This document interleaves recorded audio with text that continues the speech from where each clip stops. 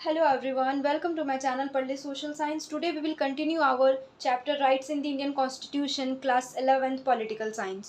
तो अब तक हम समझ चुके हैं कि राइट्स होता क्या है और ये जो कुछ राइट्स इंपॉर्टेंट राइट्स है इन्हें बिल ऑफ राइट्स भी कहते हैं। और हमारे पास जो बिल ऑफ राइट्स है उसे हम फंडामेंटल राइट्स कहते हैं। तो कुल हमारे पास टोटल अभी 6 फंडामेंटल राइट्स है, लेकिन हमारे पास टोटल जब कॉन्स्टिट्यूशन जब कॉन्स्टिट्यूशन फोर्स में आया था तब हमारे पास टोटल कितना राइट्स था, हमारे पास टोटल 7 फंडामेंटल राइट्स थे, लेकिन अभी हमारे पास सिर्फ 6 फंडामेंटल राइट्स है। और 6 में हम क्या क्या पढ़ चुके हैं, राइट टू इक्वालिटी हम पढ़ चुके हैं, ठीक है, राइट टू फ्रीडम भी हम पढ़ चुके हैं, पार्ट 1 में मैं आपको पढ़ा चुकी हूँ, right against exploitation, right to freedom of religion, cultural and educational right. आज हम शुरू करेंगे, आज हम एक लास्ट फंडामेंटल राइट्स को समझेंगे, राइट टू कॉन्स्टिट्यूशनल रेमेडी। ये heart and soul of the Indian constitution B R Ambedkar ji कहते हैं इस राइट्स को, इस फंडामेंटल राइट्स को, ठीक है। तो चलिए शुरू करते हैं। Right to constitutional remedy, article number 32। B R Ambedkar ji कहते हैं heart and soul of the Indian constitution, यानी कि जो ये राइट टू कॉन्स्टिट्यूशनल रेमेडी है ये हार्ट और सोल है हमारे भारत की संविधान का। राइट टू कॉन्स्टिट्यूशनल रेमेडी होता क्या है? सबसे ईजी ये राइट है, क्योंकि देखिए आपके पास जो भी राइट दिया गया, आपको जो भी अधिकार, फंडामेंटल अधिकार दिए गए हैं, जैसे कि राइट टू इक्वालिटी दिया गया, राइट टू फ्रीडम दिया गया है, राइट अगेंस्ट एक्सप्लॉइटेशन दिया गया है। तो अगर आपका जो राइट टू इक्वालिटी है वो अगर कोई वायलेट कर देगा, ठीक है ना, अगर आपके राइट टू इक्वालिटी को कोई छीन ले या फिर राइट टू फ्रीडम को आपका राइट टू फ्रीडम को कोई छीन ले, इधर गवर्नमेंट छीन ले या फिर कोई प्राइवेट कंपनी छीन ले या फिर कोई प्राइवेट इंडिविजुअल हो, कोई इंसान ही आपके राइट टू फ्रीडम को, राइट टू इक्वालिटी को वायलेट कर दे, तो आप कहाँ जाओगे? आप जाओगे सुप्रीम कोर्ट। आप सुप्रीम कोर्ट जाओगे, क्यों? क्योंकि आपके पास ये राइट टू कॉन्स्टिट्यूशनल रेमेडी वाला एक और राइट है कि आप इस राइट, ये जो राइट है राइट टू कॉन्स्टिट्यूशनल रेमेडी, इस राइट के तहत बाकी जितने भी आपके जो और राइट्स वायलेट होंगे, इस राइट के तहत आप अपने जो राइट वायलेट हुआ उसको सॉल्व कर सकते हैं। यानी कि अगर आपके साथ कुछ भी गलत हो, आपके साथ आपको जो आपका राइट है वो ना मिले, तो आप कोर्ट जा सकते हो अपने राइट को लेने के लिए। तो राइट, अगर आपका कोई राइट को वायलेट कर दे रहा है तो या तो आप हाई कोर्ट जा सकते हैं या तो सुप्रीम कोर्ट जा सकते हैं। तो हाई कोर्ट और सुप्रीम कोर्ट क्या करेंगे? रीट इशू करेंगे। रीट क्या होता है? तो यही होता है 5 writ, habeas corpus, mandamus, prohibition, quo warranto and certiorari. चलिए पढ़ेंगे। तो जब आप कोर्ट के पास जाओगे कि मेरा वायलेट हो गया राइट, तो हाई कोर्ट या फिर सुप्रीम कोर्ट, कोई भी कोर्ट के पास जाओगे, हाई कोर्ट हो या फिर सुप्रीम कोर्ट हो, वो रीट इशू करेंगे। रीट मतलब स्पेशल ऑर्डर, या फिर मतलब कि जो कोर्ट से ऑर्डर इशू किया जाएगा उसको रीट बोलते हैं, ठीक है। क्यों? आपके जो प्रॉब्लम है जो भी उसको सॉल्व करने के लिए। चलिए 1 बाय 1 सारे रीट को समझते हैं। तो हमारे पास टोटल 5 रीट है, ठीक है। तो सबसे पहले है हिबियस कॉर्पस, सेकंड है मेंडामस, थर्ड है प्रोहिबिशन, फोर्थ है कोवरेंटो एंड फिफ्थ है सर्च्यूररी, ठीक है। चलिए सबसे पहले हिबियस कॉर्पस को समझते हैं। हिबियस कॉर्पस एक रीट है। इस रीट के तहत अगर कोई अरेस्टेड पर्सन है तो उस अरेस्टेड पर्सन के पास ये राइट है कि उसको प्रेजेंट किया जाएगा कोर्ट में, ठीक है ना।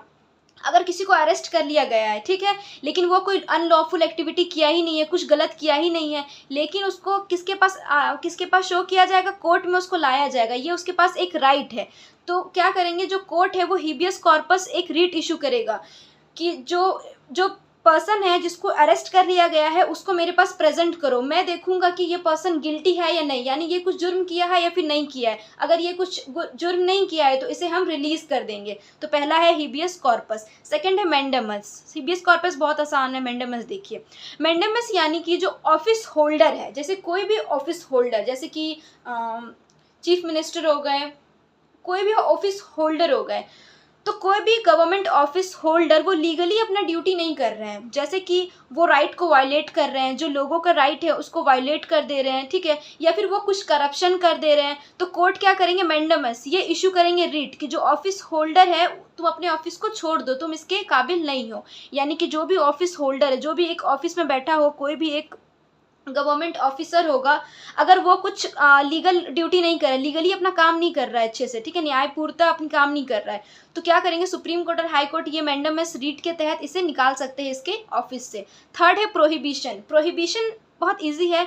प्रोहिबिशन में एक वर्ड आता है प्रोहिबिट, मतलब कि उसको रोकना, बैन लगाना। तो प्रोहिबिशन इसी को कहते हैं। प्रोहिबिशन या तो सुप्रीम कोर्ट इसको इशू कर सकते हैं ये प्रोहिबिशन रीट, या फिर हाई कोर्ट। इसमें क्या होता है कि जब कोई लोअर कोर्ट हो, यानी कोई डिस्ट्रिक्ट कोर्ट हो या फिर कोई इससे भी लोअर कोर्ट हो, कोई विलेज का कोई कोर्ट हो, अगर वो अपने दायरे से, यानी एक विलेज है, ठीक है, और यहाँ का जो एक कोर्ट है और यहाँ की जो जज है वो लोअर है, वो अपने दायरे में काम नहीं कर रहा है, यानी जो ये कोर्ट है ये अपने जुरिस्डिक्शन से बाहर जा रहा है, अपने एरिया से बाहर जा रहा है, इसको इसका एरिया इतना ही दिया गया है कि हाँ तुम इतने ही एक ही विलेज में केस फाइल कर सकते हो, लेकिन ये क्या हो रहा है, अपने एरिया से बाहर जा रहा है, बियॉन्ड इट्स जुरिस्डिक्शन। जुरिस्डिक्शन मतलब एरिया ऑफ कंट्रोल, इतना ही एरिया में उसको कंट्रोल करने के लिए दिया गया, लेकिन वो बाहर जा रहा है। तो क्या होगा, हाई कोर्ट या फिर सुप्रीम कोर्ट रीट इशू करेंगे कि तुम अपने दायरे से बाहर जा रहे हो तो अपने दायरे में रहो। तो ये होता है प्रोहिबिशन, यानी प्रोहिबिट करना, उसको रोक लगाना, बैन करना कि तुम अपने दायरे से बाहर मत जाओ, अपने जुरिस्डिक्शन में ही काम करो। तो इसे कहते हैं प्रोहिबिशन रीट। फोर्थ है कोवेरेंटो। कोवेरेंटो एक फोर्थ रीट है।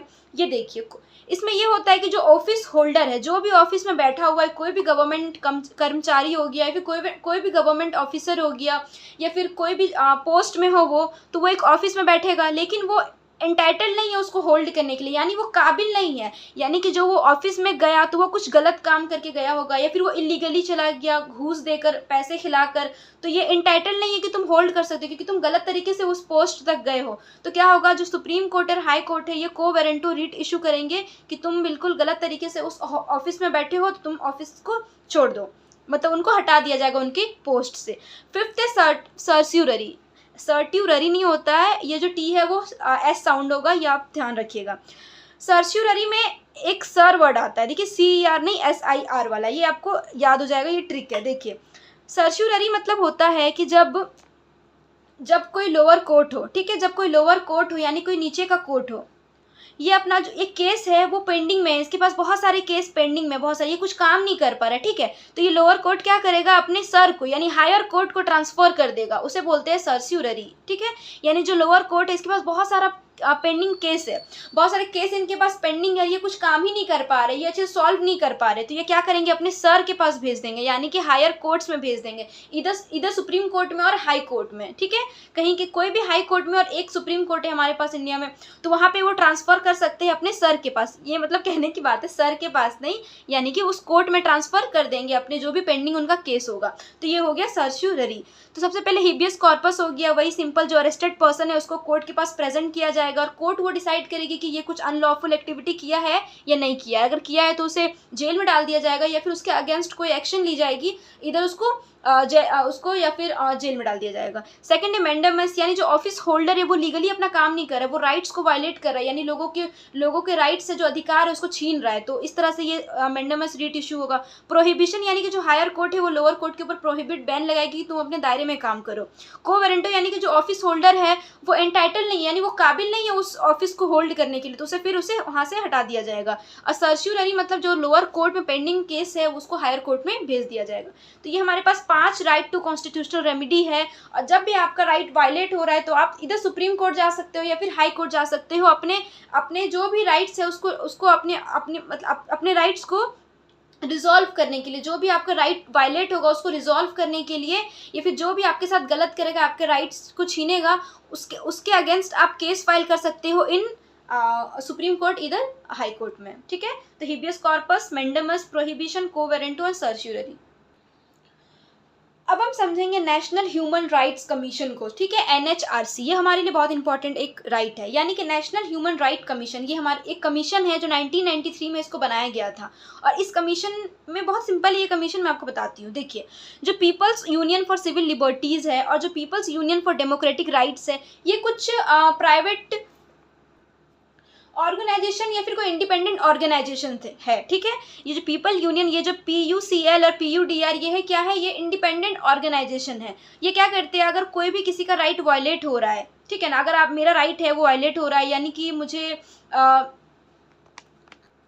राइट टू इक्वालिटी नहीं दी जा रही है या फिर मेरे साथ भेदभाव हो रहा है, तो ये मेरा राइट है जो वायलेट किया जा रहा है, बिल्कुल मेरे साथ गलत हो रहा है। तो क्या है कि जो भी जिसका भी राइट वायलेट होता है, तो जो NHRC है ये वॉच डॉग करती, मतलब जो ये पहले जो ये इंडिपेंडेंट ऑर्गेनाइजेशन थे ये वॉच डॉग करते थे कि यानी कि देखते थे, निगरानी करते थे कि जो वायलेट किसी का राइट वायलेट तो नहीं हो रहा है ना। लेकिन फिर बाद में क्या हुआ, जो गवर्नमेंट है वो ये जो इंडिपेंडेंट ऑर्गेनाइजेशंस हैं इनके काम देखकर 1993 में एक कमीशन बनाने की बात की और नेशनल ह्यूमन राइट कमीशन बनाया गया 1993 में। ये नेशनल ह्यूमन राइट्स कमीशन क्या करेगा, जो किसी का भी राइट अगर वायलेट होगा, यानी कि किसी चाइल्ड मैरिज हो रहा है या फिर चाइल्ड लेबर करवाया जा रहा है, तो ये तो राइट वायलेट हो रहा है, तो वो वहाँ पे जाके एक्शन ले सकते हैं। एक्शन नहीं ले सकते पर वहाँ पे जाके उसको सॉल्व कर सकते हैं, ठीक है ना।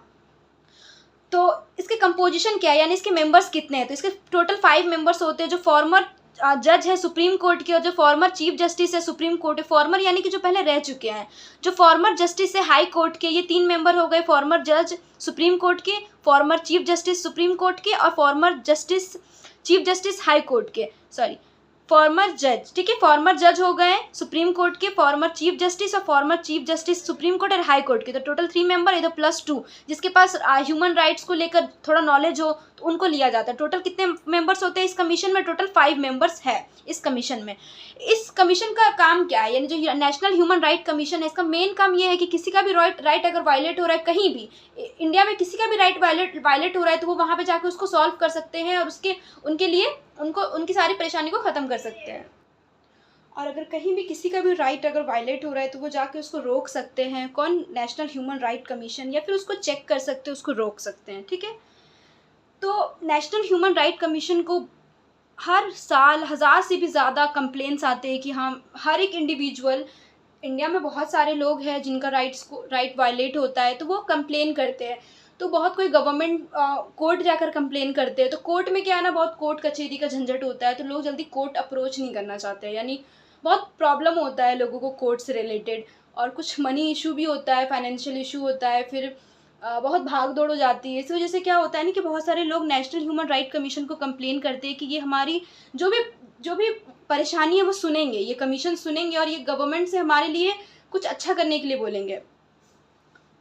तो जैसे कि बहुत सारे राइट्स वायलेट होते हैं आज भी इंडिया में, जैसे कस्टोडियल डेथ, यानी कि किसी को भी कस्टडी में ली जाती है, उसके साथ बहुत अत्याचार किया जाता है और उसको बहुत मार पीट के उसको वहीं पे मार दिया जाता है, किल कर दिया जाता है। तो कस्टोडियल डेथ से रिलेटेड जो NHRC है ये इसको सुनती है, इस कंप्लेन को।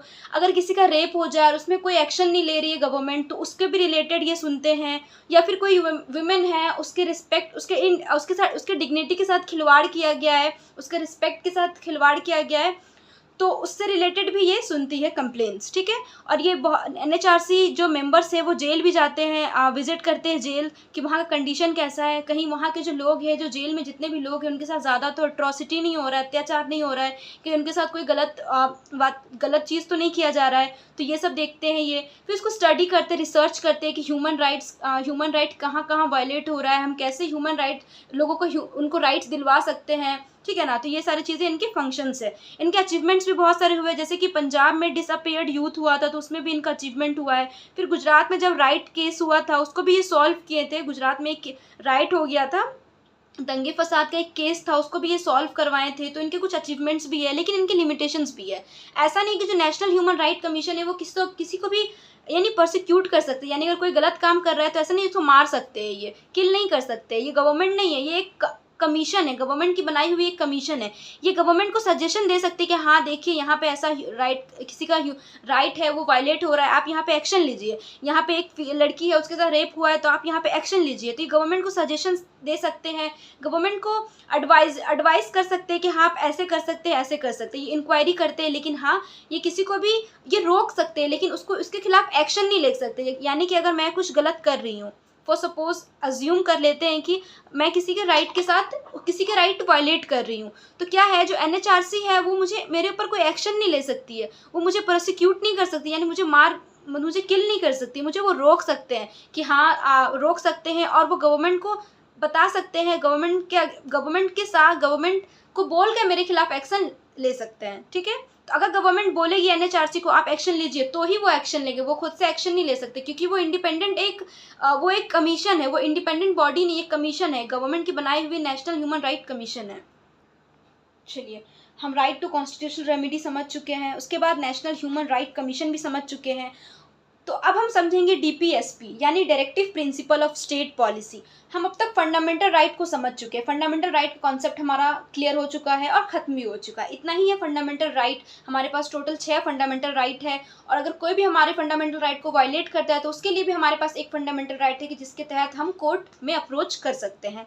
ये सब लीगली इन्फोर्सेबल होता है, यानी अगर हमारा फंडामेंटल राइट कोई अगर वायलेट करेगा तो मुझे जस्टिस मिलेगी, मैं कोर्ट जा सकती हूँ। लेकिन अगर हमारा directive principle of state policy यानी ये जो directive principle of state policy है इसमें भी कुछ राइट्स दिए गए हैं ह्यूमन बींग्स के लिए, इंडियंस के लिए। हमारे लिए directive principle of state policy में भी कुछ राइट्स दिए गए हैं और फंडामेंटल राइट्स में भी कुछ राइट्स दिए गए, लेकिन इसमें सबसे मेन डिफरेंस ये है कि जो फंडामेंटल राइट में जो राइट्स दिए गए हैं वो जस्टिसेबल है, यानी अगर वो हमारा वायलेट होगा तो हम कोर्ट जा सकते हैं जस्टिस के लिए। लेकिन अगर हमारा डीपीएसपी वायलेट करता है कोई या फिर डीपीएसपी से कोई रिलेटेड हमें कोई प्रॉब्लम होता है तो हम कोर्ट में अप्रोच नहीं कर सकते, ये नॉन जस्टिसेबल होता है। और फंडामेंटल राइट्स हमारा जस्टिसेबल होता है और ये होता है नॉन जस्टिसेबल। अब ये होता क्या है directive principle of state policy, यानी कि ये डायरेक्ट करता है गवर्नमेंट को। इसमें कुछ लिस्ट दिए गए हैं जिसमें ये गवर्नमेंट को डायरेक्ट करता है, गाइडलाइंस करता है कि कैसे आप जो सोसाइटी में प्रॉब्लम है, जो इंडिया में प्रॉब्लम है, जो हर एक स्टेट सोसाइटी में और हर एक सेक्शन ऑफ द सोसाइटी में जो भी प्रॉब्लम्स है आप कैसे सॉल्व कर सकते हैं, तो इसमें लिखा हुआ है। चलिए समझते हैं डीपीएसपी का गोल। सबसे पहले गोल समझेंगे, फिर पॉलिसीज समझेंगे, फिर राइट्स समझेंगे, क्या क्या राइट्स दिए गए हैं।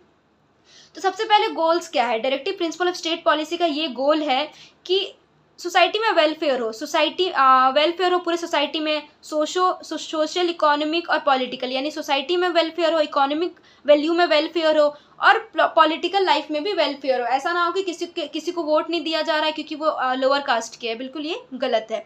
तो वेलफेयर किया जाए लोगों का, स्टैंडर्ड ऑफ लिविंग लोगों का बढ़ाया जाए, यानी इक्वल डिस्ट्रीब्यूशन किया जाए। ऐसा नहीं है कि जो अमीर है उसको ज़्यादा दिया जाए, जो गरीब है उनको कम दिया जाए, गैप खत्म करना है धीरे धीरे। इंटरनेशनल पीस को मेंटेन करके रखना है, प्रमोट करना है और सबको जस्टिस दिलवाना है, ये गोल है डीपीएसपी का।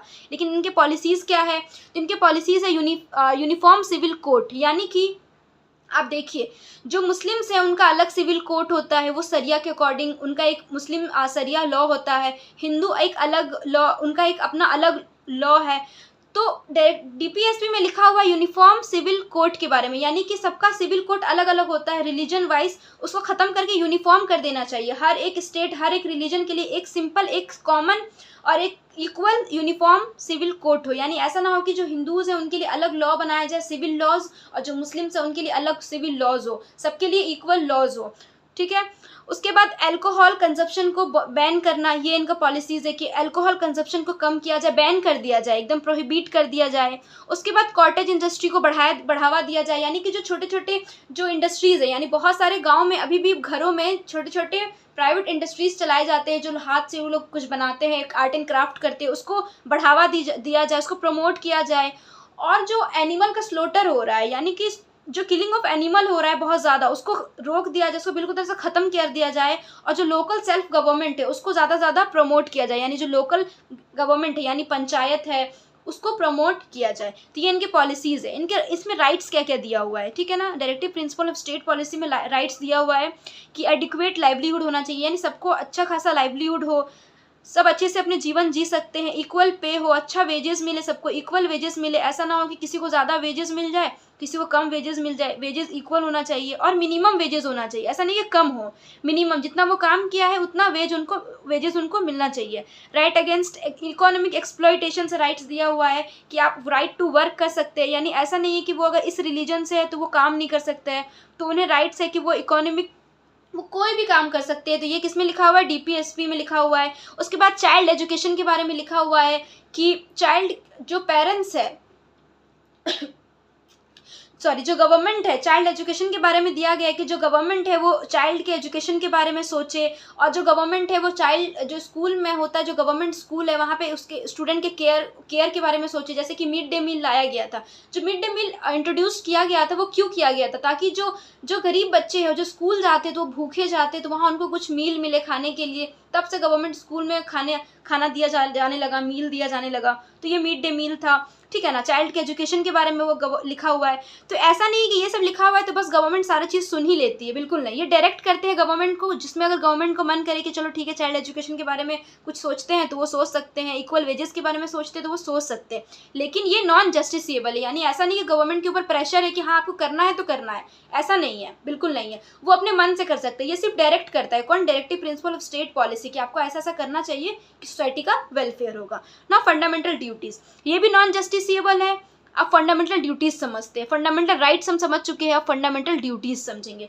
फंडामेंटल ड्यूटीज हमारे ओरिजिनली हमारे कॉन्स्टिट्यूशन में नहीं था। जब हमारा कॉन्स्टिट्यूशन रेडी हो गया था 1949 में, 26 नवंबर 1949 में, और 26 जनवरी जब 1950 में जब अपने कॉन्स्टिट्यूशन को केम फोर्स में लाए थे, तो तब हमारे पास फंडामेंटल ड्यूटीज़ नहीं था। क्योंकि तब हमारे जो मेकर्स थे, जो हमारे कॉन्स्टिट्यूशन के मेकर्स थे, उनको लगा था कि हम जो इंडियंस हैं वो बहुत अच्छे हैं, हम अपने इंडिया के बारे में कभी गलत नहीं सोच सकते। तो उनका सोच, पर ऐसा नहीं हुआ। आगे चलकर क्या हुआ, जैसे ही आगे हुआ तो 1976 में एक 42nd अमेंडमेंट किया गया कॉन्स्टिट्यूशन में। एक 42nd चेंज किया गया, यानी फर्स्ट चेंज, सेकंड चेंज, तो उसी तरह एक 42nd 42वां चेंज किया गया कॉन्स्टिट्यूशन में, जिसमें कि 10 फंडामेंटल ड्यूटीज़ लिखा गया कॉन्स्टिट्यूशन में, कि जो नागरिक है, जो जितने भी सिटीजन्स है इंडिया में, वो क्या करें, उनके पास कुछ ड्यूटीज़ होना चाहिए। उनका कुछ ड्यूटी हो कि वो उनका कुछ फंडामेंटल ड्यूटीज़ हो। जैसे कि ये क्या होता है, जो फंडामेंटल ड्यूटीज़ है, ये सिटीजन को बताता है कि ये आपका ड्यूटी है, आपको ये करना चाहिए एज ए सिटीजन, ठीक है।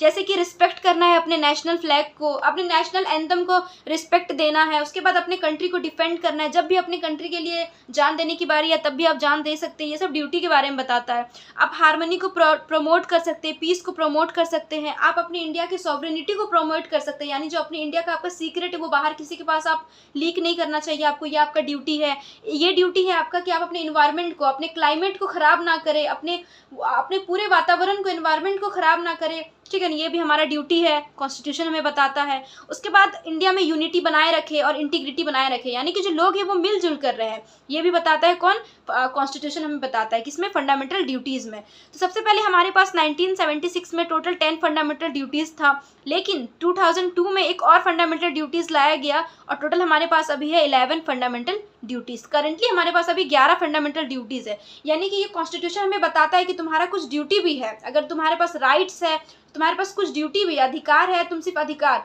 तुम अपने अधिकार के लिए लड़ोगे और ड्यूटी कुछ परफॉर्म नहीं करोगे, नेशनल फ्लैग का डिसरिस्पेक्ट करोगे, तो ये बिल्कुल गलत है। तो कुछ ड्यूटीज़ भी दिया गया लोगों को कि आप अपने ड्यूटीज़ को अच्छे से परफॉर्म करिए। ये सब कंपलसरी नहीं है, ऐसा नहीं कि आपको एकदम फोर्स किया जा रहा है कि हाँ तुमको ड्यूटी करना है तो करना है।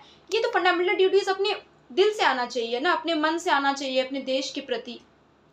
तो फंडामेंटल ड्यूटीज़ लीगली इन्फोर्सिबल नहीं होता है, नॉन जस्टिसेबल होता है। यानी अगर कोई फंडामेंटल ड्यूटीज़, अगर कोई नेशनल एंथम को गलत गा रहा है या फिर कोई नहीं भी नेशनल एंथम गा रहा है, ठीक है ना, तो वो ऐसा नहीं कि वो कोर्ट जा सकता है कि ये नेशनल एंथम नहीं गा रहा था, इसे सज़ा दो। ये बिल्कुल नहीं है, कंपलसरी नहीं है, लेकिन हाँ ड्यूटी है। आप चाहे तो फॉलो कर सकते हैं, ना चाहे तो ना कर सकते, लेकिन करना चाहिए। So this is our last topic, relation between fundamental rights and directive principle of state policy. इनके बीच में रिलेशन क्या है? तो हमेशा क्या होता है, जो गवर्नमेंट है, ठीक है, गवर्नमेंट क्या चाहती है कि डीपीएसपी को हम लागू करें, यानी कि डीपीएसपी में जो भी लिखा गया है कि हाँ सोसाइटी में लोगों के लिए अच्छा करो, उसे हम लागू करें। लेकिन कभी कभी क्या होता है, जो गवर्नमेंट है वो लागू करने के चक्कर में, जब गवर्नमेंट चाहती है कि हाँ चलो कुछ अच्छा करेंगे, तो क्या होता है उसमें, क्या होता है, जो फंडामेंटल राइट्स है वो वायलेट हो जाता है। तो फंडामेंटल राइट्स वायलेट भी नहीं होना चाहिए, ये भी हमने पढ़ चुका है, ये भी हम पढ़ चुके हैं, ठीक है ना। तो एक एग्जाम्पल लेते हैं, हम एग्जाम्पल लेते नहीं, ये हुआ भी है इंडिया में। तो जब एक बार क्या हुआ था 1970s में गवर्नमेंट जमींदारी सिस्टम को अबॉलिश कर दिए थे, ठीक है। गवर्नमेंट क्या किया था, जमींदारी सिस्टम जो था, यानी कि जो जमींदार हुए करते थे, उनके पास बहुत लैंड हुआ करता था, वो छोटे छोटे टेनेंट्स को, यानी छोटे छोटे जो भी पेजेंट्स होते थे, जो किसान होते थे, उनको एक्सप्लॉइट करते थे, उनको अपने ज़मीन में फोर्स लेबर की तरह काम करवाते थे। तो इस तरह से बहुत सारे प्रॉब्लम होता था बहुत सारे लोगों को पहले के टाइम पे, ठीक है। तो गवर्नमेंट क्या किया, इसको ख़त्म कर दी, जो जमींदारी सिस्टम इसको ख़त्म कर दी, ठीक है। तो इस जमींदारी सिस्टम को गवर्नमेंट खत्म करने के लिए राइट टू प्रॉपर्टी को ही खत्म कर दिए, खत्म करना चाहा, कौन? गवर्नमेंट। तो ये कॉन्फ्लिक्ट हो गया कि नहीं, राइट टू प्रॉपर्टी को आप, ये तो एक फंडामेंटल राइट है और हम पढ़ चुके हैं कि फंडामेंटल राइट्स हमारे लिए कितना ज़रूरी है, वो हमारे लिए बिल्कुल सोल की तरह है, वो हमारे लिए बहुत ज़रूरी है, सेक्रेट है, ठीक है। तो फंडामेंटल राइट्स बिल्कुल हम हटा नहीं सकते हैं। और ज़मींदारी सिस्टम को अबॉलिश करना चाहते थे गवर्नमेंट, तो fundamental rights, right to property को हटाना पड़ रहा था। तो क्या हो रहा था, बहुत ज़्यादा कलेश हो जा रहा था किसके बीच में, सुप्रीम कोर्ट के बीच में। सुप्रीम कोर्ट कह रही थी नहीं, आप राइट टू प्रॉपर्टी को नहीं हटा सकते हैं, और लेकिन गवर्नमेंट कह रही थी कि नहीं, हम तो हटाएंगे क्योंकि हमें ज़मींदारी सिस्टम को अबॉलिश करना है। तो ये बहुत कॉन्फ्लिक्ट हो गया था। तो गवर्नमेंट का कहना था कि हम सोसाइटी के वेलफेयर के बारे में ज़्यादा सोचेंगे, क्योंकि सोसाइटी में जो लोग हैं वो ज़्यादा है और इंडिविजुअल का जो इंटरेस्ट है वो कम है। यानी जो राइट टू प्रॉपर्टी है, प्रॉपर्टी तो कम लोगों के पास है, लेकिन जो राइट टू प्रॉपर्टी की वजह से जो परेशानी हो रहा है वो ज़्यादा लोगों को हो रहा है। तो गवर्नमेंट ये अपना एक, यानी कि आउटकम आप बताते हैं कि हाँ, हम इसलिए करना चाहते हैं, राइट टू प्रॉपर्टी को ख़त्म करना चाहते हैं। तो क्या हो गया, एक बैटल हो गया सुप्रीम कोर्ट और गवर्नमेंट के बीच में। इसी को कहते हैं केशवानंद भारती केस। अब बताते हैं हम आपको, चलिए। 1973 में एक केशवानंद भारती केस आया, जिसमें कि जो सुप्रीम कोर्ट है और जो गवर्नमेंट है वो आमने सामने आ गई। जो सुप्रीम कोर्ट है उनका कहना था कि आप फंडामेंटल राइट को नहीं वायलेट कर सकते, यानी कि आप कॉन्स्टिट्यूशन के बेसिक स्ट्रक्चर को बिल्कुल नहीं ख़त्म कर सकते, अमेंड कर सकते, चेंज कर सकते, अबॉलिश कर सकते हैं। लेकिन गवर्नमेंट का कहना था कि नहीं, हम कर सकते हैं क्योंकि हमें राइट दिया गया है। यानी कि आर्टिकल, मुझे याद नहीं आ रहा, एक आर्टिकल है, आप मुझे कमेंट में बताइए गूगल करके। एक आर्टिकल है, मुझे अभी जस्ट ना मुझे याद नहीं आ रहा, लेकिन एक आर्टिकल है जिसमें ऐसा बताया गया है कि जो पार्लियामेंट है वो कॉन्स्टिट्यूशन को अमेंड कर सकती है अगर ज़रूरत हो तो। गवर्नमेंट ये बता रही है कि हाँ, हम अमेंड कर सकते हैं, कॉन्स्टिट्यूशन में दिया गया। सुप्रीम कोर्ट कह रहे नहीं, आप फंडामेंटल राइट को अमेंड नहीं कर सकते। जब हमारे पास 7 फंडामेंटल राइट थे तब की बात कर रही हूँ मैं। दोनों में कलेश हो गया। तो सुप्रीम कोर्ट कहते हैं कि आप नहीं अमेंड कर सकते, लेकिन गवर्नमेंट कहती नहीं, मैं कर सकता हूँ। तो 1973 में क्या हुआ कि फाइनली बहुत ज़्यादा कॉन्फ्लिक्ट बढ़ गया। तो क्या हुआ, 1973 में ये केशवानंद भारती केस में गवर्नमेंट का कहना था कि नहीं, आप राइट टू प्रॉपर्टी को बिल्कुल ही नहीं अबॉलिश कर सकते, ख़त्म कर सकते, हटा सकते हैं, क्योंकि ये हम तो 1973 में फाइनली जो सुप्रीम कोर्ट है वो कहते हैं कि ठीक है, जो राइट टू प्रॉपर्टी है वो हमारा बेसिक स्ट्रक्चर नहीं है। यानी बेसिक स्ट्रक्चर क्या कहते हैं, बेसिक स्ट्रक्चर होता है जो नींव होता है, जैसे राइट टू इक्वालिटी हो गया, समानता, जो फ्रीडम है, स्वतंत्रता, तो ये सब नींव है। ये अगर खत्म कर देंगे तो कॉन्स्टिट्यूशन का वैल्यू क्या होगा। लेकिन अगर राइट टू प्रॉपर्टी को खत्म करेंगे तो ऐसा नहीं कि कॉन्स्टिट्यूशन में कुछ इफेक्ट पड़ेगा, थोड़ा बहुत इफेक्ट पड़ेगा, ज़्यादा नहीं इफेक्ट पड़ेगा।